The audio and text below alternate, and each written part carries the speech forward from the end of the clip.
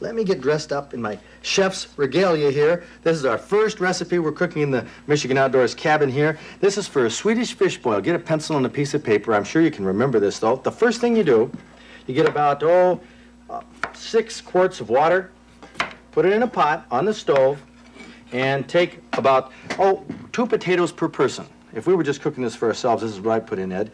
2 potatoes in this water.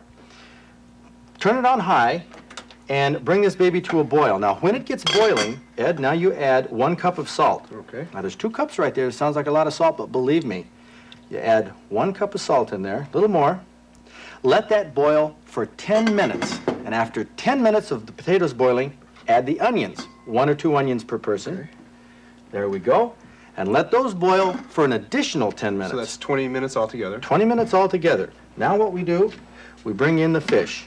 When that's boiled 20 minutes, add the other cup of salt. Okay. Sounds outrageous, doesn't it? 2 cups of salt. Believe me, this salt has a function, which I'll explain in a minute. And now we take the fish. Now these are steaks from a steelhead trout, which Jim Bedford caught.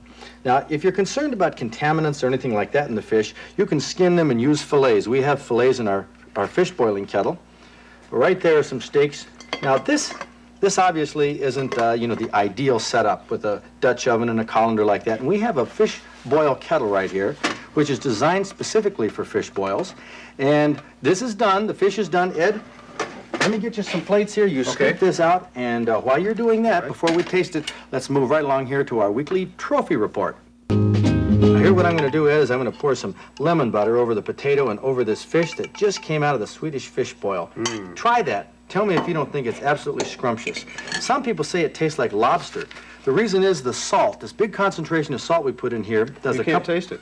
You can't taste the what? salt. Can't taste the salt, and you really can't taste the fishy stuff. The fishy smells and the oils are right in the pot there in the water, so dispose of that carefully. Isn't that great? Oh, it's great, Fred.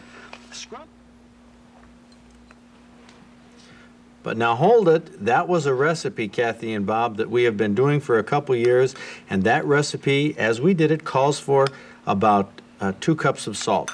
It was very good. It is Well, very good. it for is salt. okay. There's some properties of salt that add to the firmness of the flesh of the fish. You better believe it. But this, right here, folks, for those of you who object to salt, we did a fish boil last night. We reheated this in the microwave.